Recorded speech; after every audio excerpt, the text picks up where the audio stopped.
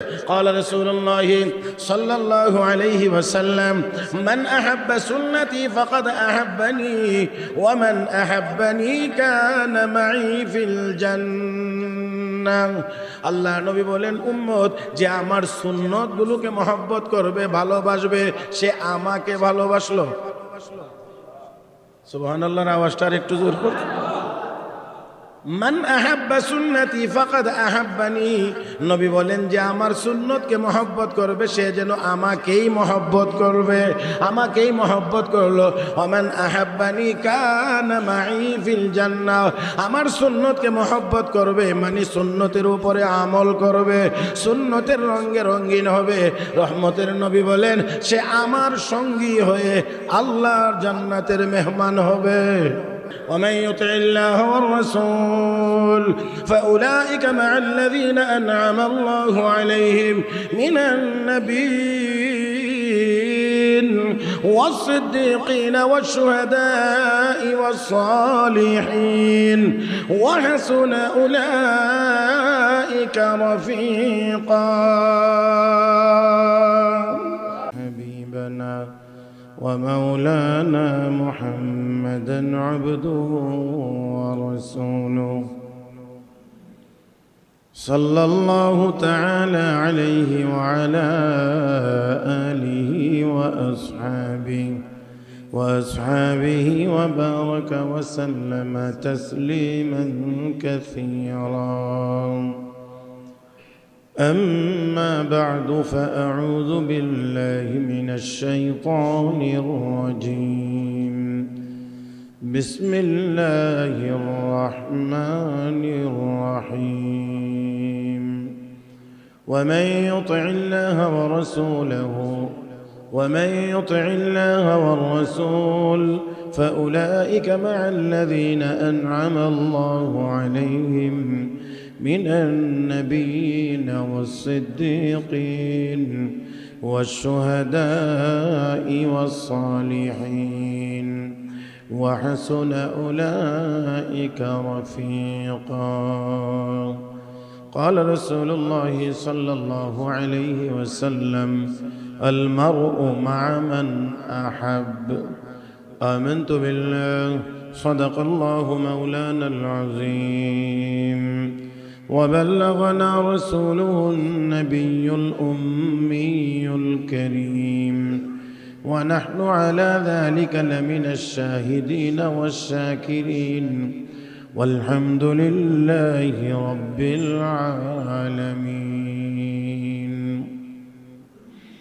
اللهم صل على محمد وعلى آل محمد كما صليت على إبراهيم وعلى آل إبراهيم إنك حميد مجيد اللهم بارك على محمد وعلى آل محمد كما باركت على إبراهيم وعلى آل إبراهيم إنك حميد مجيد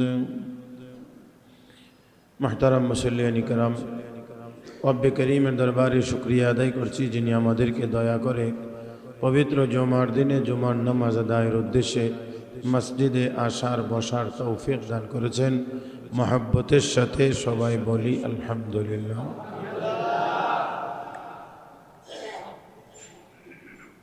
সূরা নিসার 69 নম্বর আয়াত বুখারী শরীফে বর্ণিত একখান হাদিসের একেবারেই শেষ অংশ বিশেষ আপনাদের খেদমতে তেলাওয়াত হয়েছে। হাদিসের শেষ অংশ তার শুরু অংশটা এমন যে রাসূল করিম সাল্লাল্লাহু আলাইহি ওয়াসাল্লাম একদিন এক নামাজ শেষে মসজিদের আঙ্গিনায় বসা ছিলেন। এমত অবস্থায় নবীজির এক সাহাবী এসে নবীর সামনে দাঁড়িয়ে বলছেন মাতা সাআতু ইয়া রাসূলুল্লাহ, নবী গো কিয়ামত কখন হবে? নবী কোনো জবাব দিচ্ছিলেন না। সাহাবী কিছুক্ষণ পর আবার ঘুরে আসলেন, আবার জিজ্ঞেস করলেন মাতা সাআতু ইয়া রাসূলুল্লাহ, নবী কিয়ামত কখন হবে? নবী তখনও কোনো জবাব দিচ্ছেন না। এখানে পরবর্তী অংশে যাওয়ার আগে ছোট্ট করে একটু জানার দরকার যে রাসূল করিম সাল্লাল্লাহু আলাইহি ওয়াসাল্লামের কাছে একদিন মানুষের সুরত ধারণ করে জিবরিল নবীজির সামনে ভরা মজলিসে, সাহাবা একরামের ভরা মজলিসে আগমন করেছিলেন। নবীর কাছে জিবরাইলের অনেকভাবে আগমন হইত, এর মধ্যে একটা ছিল মানুষের সুরতে আসতেন। তো নবীজির সামনে জিবরাইল আসছেন অপরিচিত অবস্থায়, নবীকে অনেকগুলো প্রশ্ন করেছিলেন। তার মধ্যে একটা প্রশ্ন ছিল আখবিরনি আনিস সাআহ, কিয়ামত কখন হবে আমাকে একটু জানান তো, একটু বলেন তো। জবাবে রসুল বলেছিলেন মাল মাসউল আনহা বিআলামা মিনাস সাইল, প্রশ্নকারীর চাইতে যাকে প্রশ্ন করা হয়েছে তিনিও এই ব্যাপারে বেশি জানেন না। তার মানে কিয়ামত কখন হবে যেমন তুমি জানো না, আমাকে যে প্রশ্ন করেছো আমিও কিয়ামত কখন হবে এই সম্পর্কে তোমার চেয়ে ভালো জানি না। কিয়ামত কখন হবে এটা একমাত্র কে জানেন? ইন্নাল্লাহা ইনদাহু ইলমুস সাআহ, কিয়ামত কখন হবে এই ইলম, এই জ্ঞান একমাত্র আল্লাহর কাছে আছে। তো নবীজিকে জিজ্ঞেস করা হয়েছে মাতাস সাআহ, কিয়ামত কখন হবে? দুইবার প্রশ্ন হয়েছে, নবী জবাব দিচ্ছেন না। তৃতীয়বার আবার গিয়ে সাহাবী একই প্রশ্ন করেছেন মাতাস সাআতু ইয়া রাসূলুল্লাহ, ওগো আল্লাহর নবী কিয়ামত কখন হবে? নবী আবার জবাব না দিয়ে তাকে পাল্টা প্রশ্ন করে বললেন ফামা আ'দাত্তা লাহা, কিয়ামত কিয়ামত করতে আসো, কিয়ামতের জন্য তোমার প্রস্তুতি কি? কিয়ামত যে বলতে আসো কিয়ামতের কথা, তোমার কি প্রস্তুতি আছে সেই দিনের জন্য? সাহাবীর কিন্তু আসলে এমন পাল্টা প্রশ্নের কোনো প্রত্যাশা ছিল না। সাহাবীর প্রত্যাশা ছিল নবী কিয়ামত কখন হবে এই সম্পর্কিত কোনো কিছু সরাসরি বা ইশারা ইঙ্গিতে নবী বলবেন, জবাব দিবেন। কিন্তু নবী যে এমন পাল্টা প্রশ্ন করবেন এটা সাহাবীর জন্য অপ্রত্যাশিত ছিল। এই জন্যে সাহাবী একেবারে হতচকিত। নবী একটু ধমকের সুরেই তো বলছেন মা আ'দাত্তা লাহা, কিয়ামত কিয়ামত করতে আসো, কিয়ামতের জন্য কি প্রস্তুতি নিছো? সাহাবী একেবারে থমকে গেছে। কিছুক্ষণের মধ্যেই নিজেকে আবার একটু গুছাইয়া নিছেন, গুছিয়ে নিয়ে বলতেছেন যে আমার মধ্যে নামাজও বেশি না, রোজাও বেশি না, অন্যান্য নেক আমলও বেশি না, তবে ইন্নী উহিব্বুল্লাহ ওয়া রাসূলা, আমি আল্লাহ এবং আল্লাহর রাসূলকে মহব্বত করি, ভালোবাসি। নামাজও বেশি না, রোজাও বেশি না, এটা বলার দ্বারা আবার আমরা যেন এই ভুল না বুঝি যে উনি নামাজ বেশি পড়তেন না, রোজাও বেশি রাখতেন না। এটা ছিল ওনার তাওয়াজু, এটা ছিল ওনার নম্রতা, ওনার ভদ্রতা, ওনার নিজের আমলের উপরে কোনো অহংকার ছিল না। একেবারেই নিজেকে ছোট মনে করে ছোট হিসেবে নবীর সামনে উপস্থাপন করা ছিল মূল উদ্দেশ্য। এর দ্বারা ভুল বুঝার আবার কোনো সুযোগ নাই যে সাহাবীর মধ্যে কি নামাজ রোজার কোনো ত্রুটি ছিল কিনা। যে না, ওনাদের মধ্যে এত আমল থাকার পরেও হযরত ওমর জান্নাতি, এটা তো রাসূল নিজের জবানে পরিষ্কার বলছেন। হযরত ওমর যে জান্নাতি, একসাথে একসঙ্গে নবী 10 জনের ব্যাপারে ঘোষণা দিয়েছেন যাদেরকে আশারায়ে মুবাশশারা বলা হয়। এখানে তো হযরত ওমরের নাম আছে ওমর ফিল জান্নাহ, হযরত ওমর জান্নাতি। হযরত উসমানের ব্যাপারে নবী বলছেন ওসমান ফিল জান্নাহ, ওসমান জান্নাতি। কিন্তু তারপরেও হযরত ওমর রাদিয়াল্লাহু তাআলা আনহু তিনি এই কথা বলতেন যে আল্লাহ যদি সব মানুষকে জান্নাত দিয়ে দেয় আর একজন মানুষকে জাহান্নামে দেয় তো আমার ভয় হচ্ছে যে সেই লোকটা আমি ওমর হতে পারি। নবীর ঘোষণা কি? ওমর। নবীর ঘোষণা কি? ওমর জান্নাতি। ওমর কি কয়? সব মানুষকে যদি আল্লাহ দয়া করে জান্নাত দিয়ে দেয় আর একজন মানুষের ব্যাপারে যদি আল্লাহর কঠিন সিদ্ধান্ত হয়ে যায় যে একজন জাহান্নামে যাবে তো আমার ভয় লাগে যে সেই লোকটা না জানি আমি ওমর। আপনাদের কি মনে হয় এটা আমলের ত্রুটি? না, এটা ছিল নিজের আমল আল্লাহর দরবারে ছোট করে পেশ করা। আমার আমলের পরিমাণ বেশি না, হাজারো বেশি যদি আপনি দেখেন, কিন্তু এটা আল্লাহর নিয়ামতের তুলনায় আমার আপনার আমল একেবারেই কিছু না, একেবারে নগণ্য। প্রসিদ্ধ হাদিস আপনারা বিভিন্ন সময় শুনেছেন, এখান থেকেও আপনারা শুনেছেন। 500 বছরের ইবাদত নিয়ে আল্লাহর দরবারে হাজির হবে, আল্লাহ বলবেন আমার দয়ায় জান্নাতে যাও। সে তখন বলবে আল্লাহ 500 বছর ইবাদত করলাম, এখন তুমি বলছো তোমার দয়ায় জান্নাতে যাইতে, তো আমার 500 বছরের ইবাদতের কি হবে? আল্লাহ তখন ফেরেশতাকে বলবেন যাও একটু ঘুরাইয়া নিয়ে আসো। জাহান্নামে নিবে না, জাহান্নামের আশেপাশে দিয়ে কদ্দুর 10 হাত 20 হাত যে না, কয়েকশো কিলোমিটার দূর দিয়ে ঘুরাইলেও জাহান্নামের তাপ তার শরীরে যখন আসবে, তখন ওই লোকটা পানি পানি বলে চিৎকার করতে থাকবে। পানি পাবে না, সহজলভ্য না। অনেক দূর থেকে একজন আওয়াজ করে বলবে এখানে পানির অনেক দাম, অনেক মূল্য, দিতে পারলে পানি 1 গ্লাস পান করাইতে পারি। কত মূল্য দেওয়া লাগবে? 1 গ্লাস পানি পান করতে হলে 500 বছরের ইবাদত দেওয়া লাগবে। ওনার পুঁজি কত? 1 গ্লাস পানির দাম কত? পানির পিপাসা উপস্থিত, জান বের হয়ে যাচ্ছে, নিয়ে যাও 500 বছরের ইবাদত, তারপরও 1 গ্লাস পানি দাও। দিয়ে এবার কি আছে? পুঁজি এবার কি আছে? নাই। আল্লাহ তো জানেন। তারপরও আসার পরে ফেরেশতাকে জিজ্ঞেস করবেন কি হয়েছে? আল্লাহ 500 বছরের ইবাদত দিয়ে কি কয় লিটার? 1 গ্লাস। হ্যাঁ, 1 গ্লাস পানি পান করছে।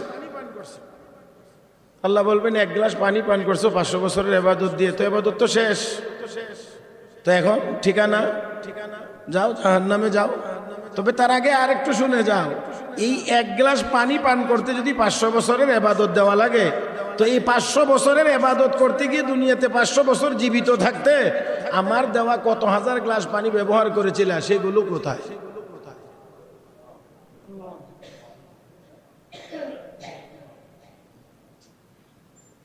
প্যারে হাজিরিন, এখানে আমি আপনাদেরকে বিনয়ের সাথে ছোট্ট একটি অনুরোধ করতে চাই। একটা কথা, রাসূল আরবি সাল্লাল্লাহু আলাইহি ওয়াসাল্লাম 1 লিটার পানি দিয়ে ওযু করতেন, 4 লিটার পানি দিয়ে নবী গোসল করতেন।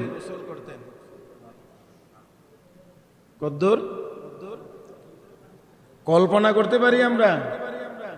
এটা বললে অনেকে মনে হয় বিশ্বাসই করবেন না, যেটা হুজুরের মনে হয় নিজের থেকে কইতে আছে। প্যারে হাজিরিন, সেজন্য মনে রাখবেন পানি ব্যবহারের সময়ে শয়তান একটা রিজার্ভ আছে। এই সময়ে আপনাকে বিভিন্ন অসওয়াসা দিবে, বিভিন্ন কুমন্ত্রণা দিবে, বিভিন্ন কথা মনের ভিতরে জাগায়া দিবে। এই দিক দিয়ে পানির ব্যবহার অযথা হইতে থাকবে, অপচয় হইতে থাকবে। এই জন্যে আমাদের বুজুর্গানে দিন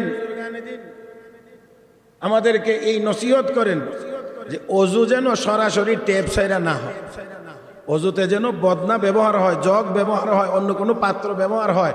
পানি যেন যতটুকু লাগে ততটুকু ঢেলে যেন আমরা অঙ্গ প্রত্যঙ্গগুলি ধুই। তাহলে আপনি দেখবেন 1 লিটার একটা বোতল নেন, নিয়ে দেখবেন আপনি সুন্দরভাবে অজু করতে পারবেন। এরপরও আরো কতটুকু পানি থাকবে। কিন্তু টেপ ছেড়ে যখন অজু করি, তখন একদিন পরীক্ষা করার জন্য একটা বালতি নিচে দিয়ে রেখেন। তারপরে দেখবেন যে আপনার অজুর পানি বালতির বাহিরেও পড়ার পরেও আপনার বালতিতে কয় লিটার পানি জমা হয়েছে।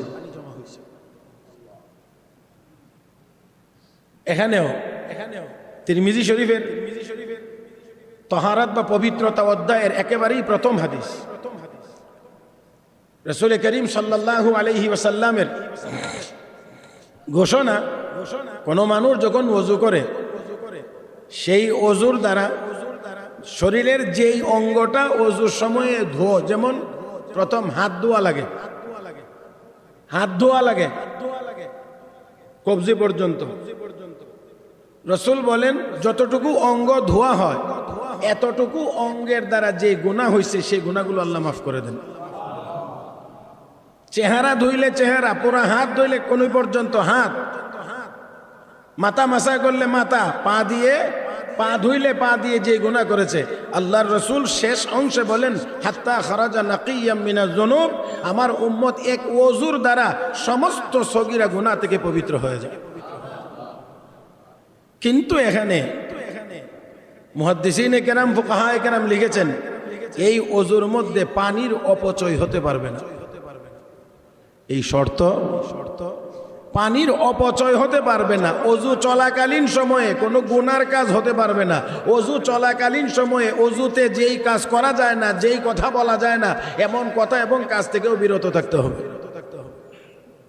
কিন্তু আমরা মাশাআল্লাহ অজু করতে বসলেও মানে অজুও হয়, মোটামুটি কিছু গল্প। এই সুযোগে পানির অপচয় কি পরিমাণ হয় এটা আপনারা একটু দয়া করে একটু পরীক্ষা করে দেখবেন। তাহলে আমার মনে হয় আমাদের মধ্যে কিছুটা হলেও সচেতনতা ফিরবে বলে আমি আশা করি। একান্ত প্রয়োজনে আমাদেরকে ট্যাপ সাইরে অজু করতে হয়। এখানেও মাশাআল্লাহ ট্যাপের পেস যতটুকু আছে, আমরা কেউ কেউ অজু করতে আইসা পারলে এটারে আরো একটু বাড়ায়া ঘুরায়া ফ্রি করতে চাই, যেন পানি বেশি করে পড়ে। আল্লাহ আমাদেরকে বুঝার এবং আমল করার তৌফিক দান করুন।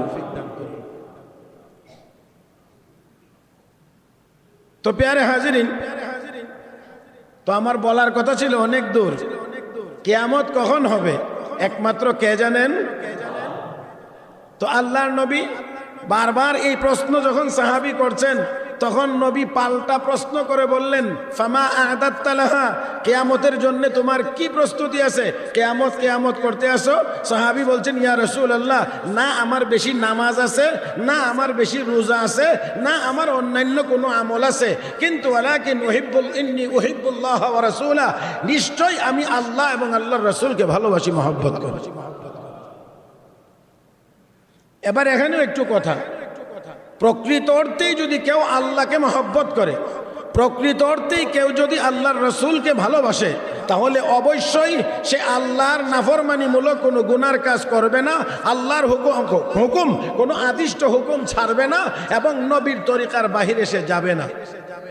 যদি তা না হয় তাহলে এটা আসলে মহব্বত আর ভালোবাসা হয় না। কারণ মহব্বত ওইটাকেই বলে যে ভালোবাসে, যাকে ভালোবাসে তার অনুসরণ করে, এটাকেই মহব্বত বলে। অনুসরণ ছাড়া আসলে মহব্বত হয় না। তো দেখেন সাহাবী যখন বলছেন ইন্নী উহিব্বুল্লাহ ওয়া রাসূলা, আমি আল্লাহ এবং আল্লাহর রাসূলকে ভালোবাসি, নবীর সাথে সাথে সাহাবীর এই কথার জবাবে নবী বলছেন আল মারউ মা মান আহাব্বা। অন্য হাদিসে আরেক অংশ বর্ধিত আছে, সেটা হলো ওয়া আনতা মা মান আহবাবতা। আল্লাহর রাসূল বলছেন, সাহাবী, দুনিয়াতে যে যাকে ভালোবাসে তার সাথে তার হাসর হবে, আর তুমি যেহেতু আমাকে ভালোবাসো, তোমার হাসর আমি বিশ্ব নবীর সাথে হবে। তাহলে হাসর কার সাথে আমার আপনার হবে, এটা আগে সিদ্ধান্ত নিতে হবে যে আমি কি চাই, কার সাথে হাসরের ময়দানে আমি দাঁড়াইতে চাই। এই সিদ্ধান্তটা আগে নিতে হবে। যার সাথে আপনি হাসরের ময়দানে দাঁড়াইতে পছন্দ করেন দুনিয়ার জীবনে, তার সাথে আপনার মহব্বতের সম্পর্ক হতে হবে। বিশ্বনবী রাহমাতুল্লিল আলামিন এক হাদিসে ঘোষণা করেছেন, এটাও বুখারী শরীফের হাদিস।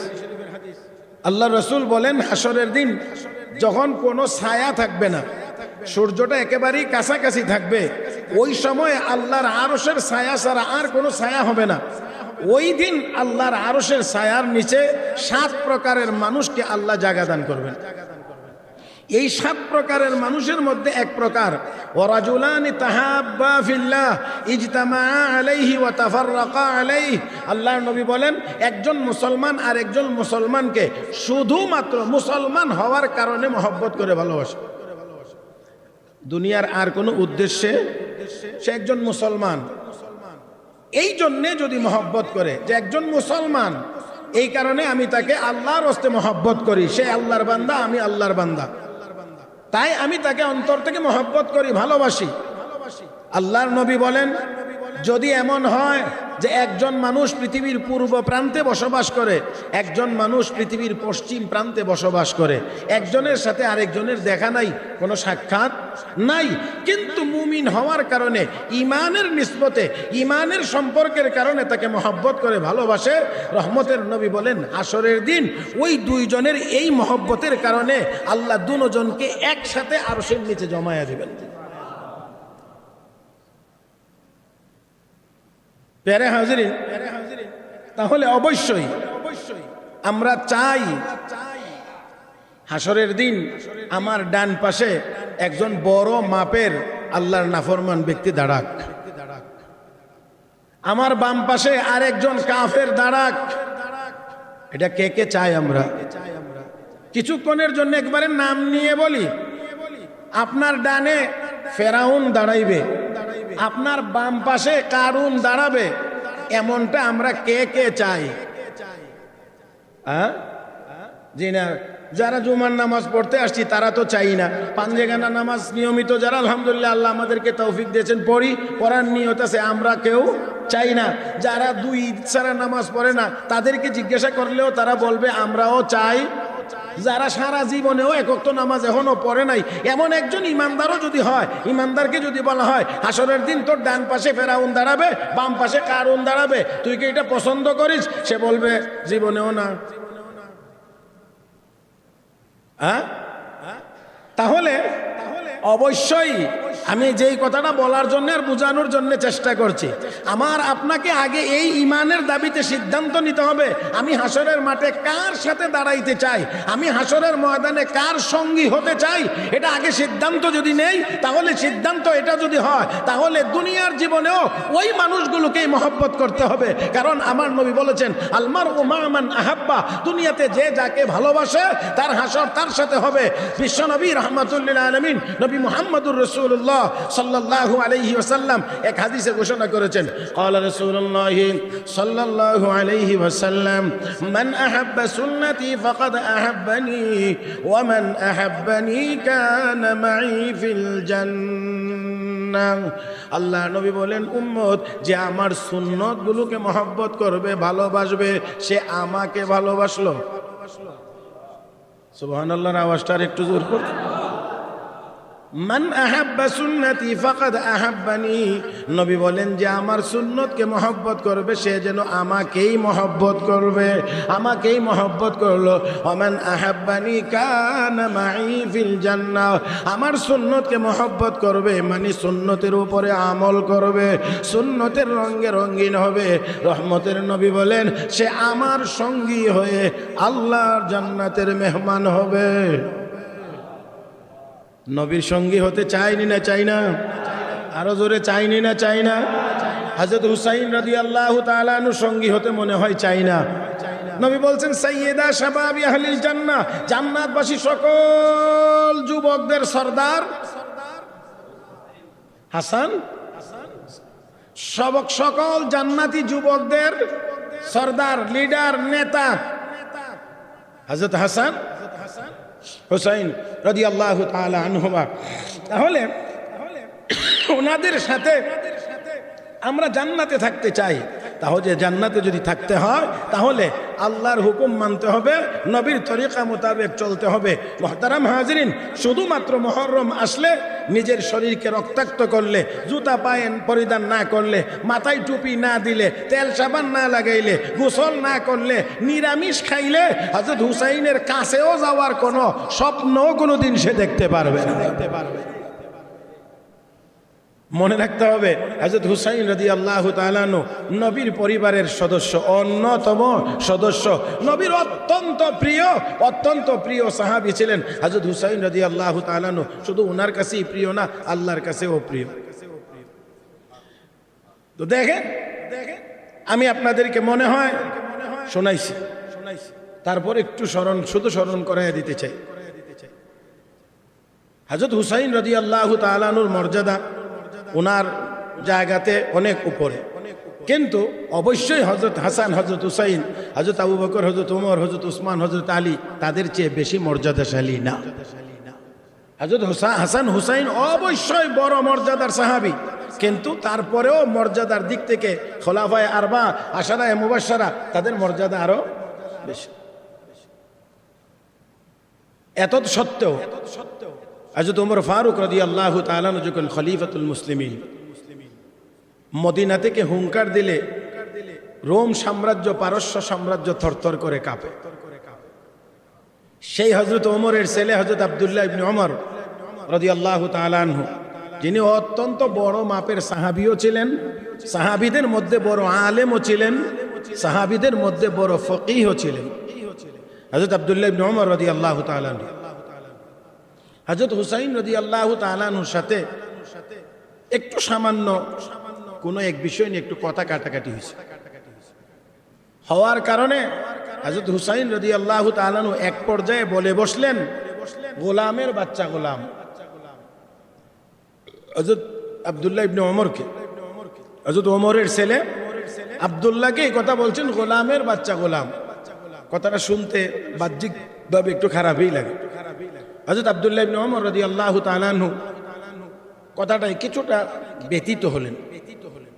ব্যথিত হওয়ার কারণে আমিরুল মুমিনিন হযরত ওমর ফারুক রাদিয়াল্লাহু তাআলা আনহুকে জানাইলেন যে হযরত হুসাইন আমাকে এইভাবে সম্বোধন করেছেন।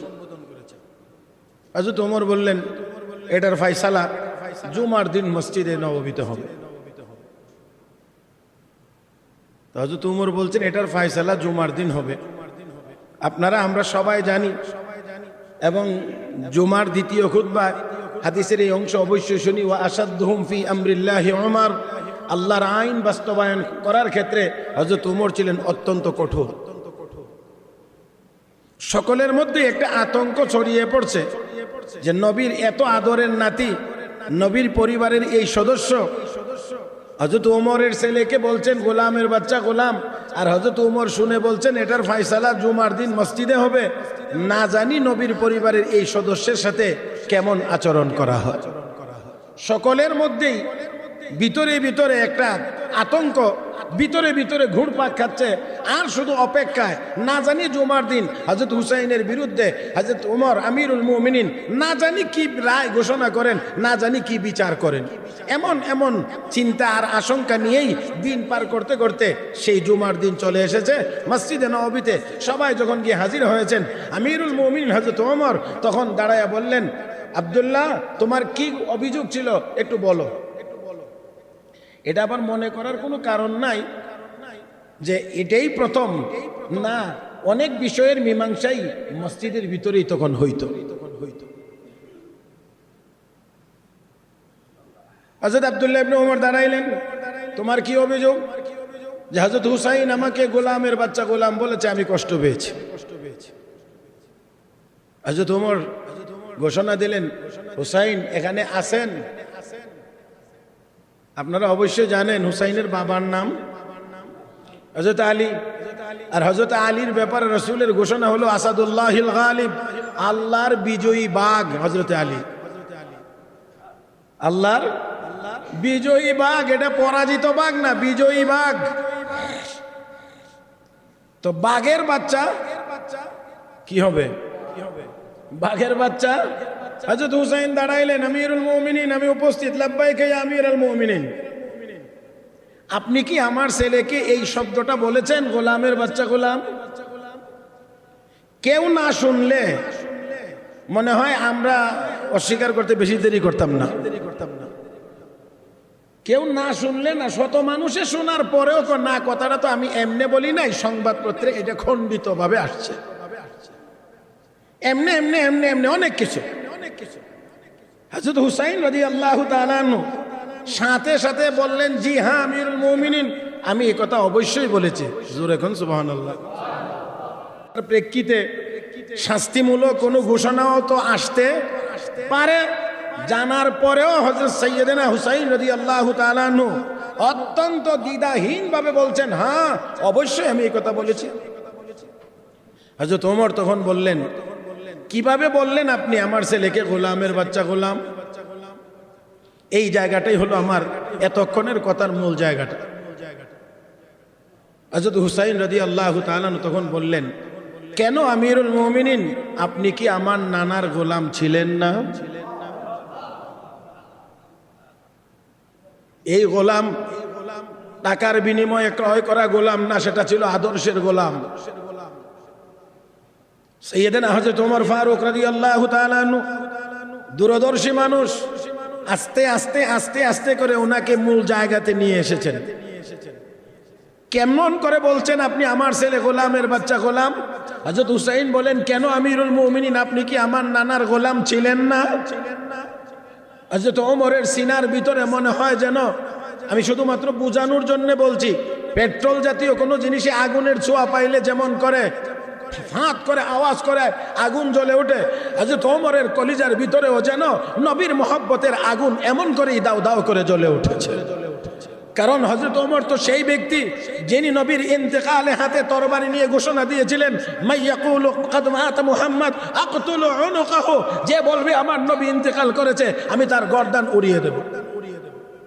সহ্য করতে পারছিলেন না হযরত ওমর। সেই হযরত আমিরুল মুমিনিন হযরত ওমর যখন মাত্র বলছেন, হযরত হুসাইন কেন আপনি কি আমার নানার গোলাম ছিলেন না? হযরত ওমর সাথে সাথে বললেন, ও হুসাইন, আমি আপনার নানার গোলাম ছিলাম, এই কথাটা কি আপনি কাগজে লিখে দিতে পারবেন? আমি আপনার নানার গোলাম ছিলাম, এই কথাটা কি আপনি কাগজে লিখে দিতে পারবেন? বলে, হ্যাঁ অবশ্যই পারবো। হযরত হুসাইনকে কাগজ দেওয়া হয়েছে, কলম দেওয়া হয়েছে, হযরত হুসাইন লিখে দিয়েছেন। লিখে দেওয়ার পরে কাগজটা পরে হযরত ওমর চোখের পানি ছেড়ে কাঁদেন আর বলেন, হে আব্দুল্লাহ বসে যা, বিচার হয়ে গেছে, বিচার পেয়েও গেছি। হুসাইন জান্নাতের সকল যুবকদের সর্দার আমার নবী ঘোষণা করেছেন, আর ওই সর্দার সাক্ষী দিয়েছে, লিখিত আকারে সাক্ষী দিয়েছে, আমি মুহাম্মদুর রাসূলুল্লাহর গোলাম ছিলাম। হাশরের ময়দানে আমার কোনো আমল যদি আল্লাহর দরবারে কবুল না হয়, অন্তত হুসাইনের দেওয়া এই লেখা সাক্ষী হিসেবে আমি আল্লাহর দরবারে পেশ করব।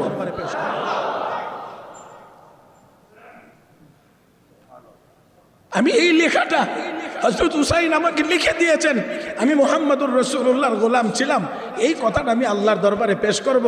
দেখেন আপনার বন্ধুর নাতি হযরত হুসাইন, যিনি আপনার বন্ধু বলেছেন জান্নাতবাসী যুবকদের সর্দার, সে বলছেন, তিনি সাক্ষী দিয়েছেন যে আমি মুহাম্মদুর রাসূলুল্লাহর গোলাম ছিলাম। প্যারে হাজিরিন, তাহলে এবার একটু চিন্তা করে দেখেন যে হযরত ওমর ফারুক রাদিয়াল্লাহু তাআলা আনহু হযরত হুসাইনকে কত বড় মনে করতেন, কত মর্যাদার জায়গাতে রাখছেন, কি পরিমাণ মহব্বত এবং ভালোবাসা নবী এবং তার পরিবারের প্রতি ছিল হযরত ওমরের। এই কারণে হযরত ওমর কাগজ পেয়ে বলছেন, আব্দুল্লাহ বসে যা, বিচার পেয়েছে। প্যারে হাজরিন, সেই কথাই বলতেছিলাম যে সেই হযরত হুসাইনকে আমরা কোনোদিন দেখি নাই, দুনিয়ার জীবনে কোনোদিন দেখার কোনো সুযোগও হবে না। তবে দেখবার তো মনে চায়, তাহলে দেখতে হলে অবশ্যই এই দুনিয়াতে সম্ভব না, পরকালেও একটা জায়গায় সম্ভব না, আরেকটা জায়গায় সম্ভব। জাহান্নামে গেলে দেখা সম্ভব না, জান্নাতে যাইতে পারলে সম্ভব। হ্যাঁ, তাহলে জান্নাতে যদি যাইতে হয়, ওই আয়াতে আল্লাহ রাব্বুল আলামিন দুইটা কাজের কথা বলেছেন, ওয়ামান ইউতিল্লাহ ওয়ার রাসূল ফাউলাইকা মাআল্লাযীনা আন'আমা আল্লাহু আলাইহিম মিনান নাবিয়্যিন ওয়াস-সিদ্দীকিন ওয়াশ-শুহাদা'i ওয়াস-সালিহিন ওয়া হাসুনা উলাইকা রাফীকা। আল্লাহ রাব্বুল আলামিন বলেন, যারা আল্লাহর হুকুম মানবে, নবীর সুন্নত নবীর তরিকা মোতাবেক চলবে, তাহলে আমাদের দুনিয়ার জীবনের ইজ্জত সম্মান, পরকালীন জীবনের জান্নাত দুটোটাই নির্ভর করে আমাদের আল্লাহর হুকুম এবং নবীর তরিকা মোতাবেক চলার উপরে। দুনিয়ার জীবনের সাফল্য, আখিরাতের জীবনের সফলতা উভয়টাই নির্ভর করে আল্লাহর হুকুম মানা এবং নবীর তরিকা মোতাবেক চলার উপরে। যতদিন পর্যন্ত মুসলিম উম্মাহ এই জায়গাতে না আসতে পারবো, ততদিন পর্যন্ত আমাদের ভাগ্যের কোনো পরিবর্তন হবে, কোনো পরিবর্তন হবে।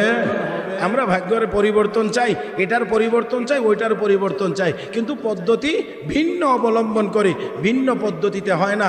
কবি বড় সুন্দর করে বলেছেন, খেলাফে পয়গম্বর কাছে রাহ গুজির, খেলাফে পয়গম্বর কাছে রাহ গুজির, কে হারগিজ বামানজিল না খাহাদ রসিদ। পয়গম্বরের তরিকার উল্টা চলে কেউ কখনোই গন্তব্যে যাইতে পারবে। প্যারে হাজিরিন,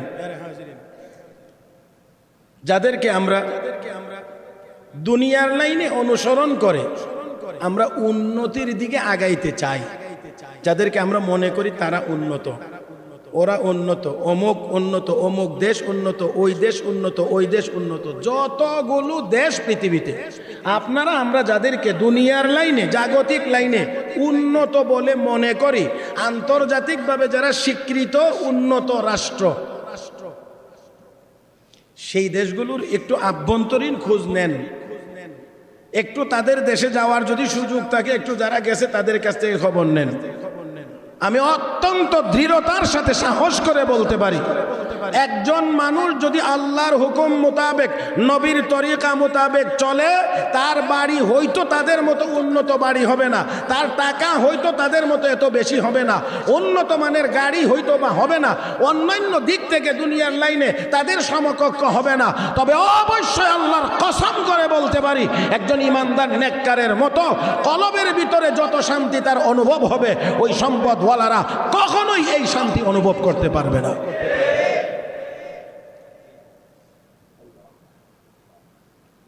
তো সব কিছুর জন্যেই তো আমরা যা যা দুনিয়ার লাইনে উপার্জন করি, করার চেষ্টা করি, সব কিছুর উদ্দেশ্য তো একটু শান্তি। কিন্তু আমি এই কথা তো শতবার বলা হয়, কিছু কথা তো কমন, এটা প্রতিদিনই হয়তো বা চলে আসে, যে আমরা দুনিয়ার লাইনে যত বেশি অগ্রসর হচ্ছি তত আমরা শান্তি থেকে দূরে চলে গিয়েছি। এটা তো একেবারে চোখের সামনের বাস্তবতা। আগের দিনে মানুষের অভাব ছিল কিন্তু শান্তি বেশি ছিল, বহু জিনিস ঘরের বাইরে পড়ে থাকতো, কেউ ধরতো না, জিগাইতো না, নিত না। আর এখন ঘরের ভিতরেও রাখা যায় না। আপনাদের বাসা বাড়ির কয়জনের কেসি গেট দিনের বেলা খোলা থাকে? হ্যাঁ, প্রত্যেকেই তো যার যার ফ্ল্যাটে যার যার দরজা বন্ধই রাখে, তারপরেও আবার কেসি গেট। কেউ গিয়ে নাম্বার দেখে কলিং বেল টিপ দিলে উপর থেকে ব্যাগের মাধ্যমে 3 তলা 4 তলা থেকে চাবি নিচে দিলে তারপরে তালা খুলে উপরের দিকে যাইতে হয়। এই হালতটা দেখলে আপনাদের কাছে অনেকের কাছে খুব ভালো লাগে, তাই না? কিন্তু আমার কাছে যেটা লাগে সেটা হলো যে আমরা কি পরিমাণ চুরিতে পারদর্শী হয়েছি, কতটুকু পরিমাণ অগ্রসর হয়ে থাকলে দিনের বেলাও একটা বিল্ডিংয়ের কেসি গেট খোলা রাখা যায়। আমরা কতটুকু অগ্রসর হয়েছি একটু কি ভাবেন আমার ভাইয়েরা? আমরা ভাবি অন্যদিক, কিন্তু অন্যদিক তা না। তাহলে আসুন সাহাবায়ে কেরাম রিদওয়ানুল্লাহি তাআলা আলাইহিম আজমাইন, খাবার কম, অল্প, যা ঘরে রান্না হয়েছে নিজ পরিবারের সদস্যরাই তৃপ্তি সহকারে খাইতে পারবে না, কিছু খাইতে পারবে, সবাই অল্প অল্প খেতে পারবে। এমন সময়ে মেহমান আসছে, মেহমান আল্লাহ জানি না, আমাদের মতো ইমানদার হইলে আমরা না জানি কি করতাম। এখন স্বামী স্ত্রী সাহাবী দুজন বুদ্ধি করছে, পরামর্শ করছে, মেহমান তো আমাকে ছাড়া খাইতে বসবে না, কারণ মেহমান মেজবানকে নিয়েই বসবে। তো খাবার তো যতটুকু আছে এতটুকু যদি মেহমানকে দেই তো মোটামুটি মেহমানের তৃপ্তি হবে, কিন্তু সাথে যদি আমিও খাই তাহলে মেহমানদারিটা পরিপূর্ণ হবে না। তো কি করা? মেহমান আমাকে ডাকবে, আমি মেহমানের সাথে বসবো, যেই খানা শুরু হবে তখনই তুমি কোনো এক অজুহাতে বাতিটা নিবাইয়া দিবে। বাতিটা নিবাইয়া দিলে বাইরের যতটুকু আলোতে কিছু ফর্সা হবে, এই ফর্সার ভিতরেই খাবো। আমি শুধু হাত উঠাইবো নামাইবো, মুখে সামান্য একটু হালকা আওয়াজ করব, যেটা খাবারের সময় সাধারণ একটু হালকা আওয়াজ হয়ে থাকে, এমন একটু আওয়াজ করে মেহমানকে বুঝাইবো আমিও খাইতেছি, আসলে আমি খাবো না, পুরোটা খানাই মেহমানকে খাবো।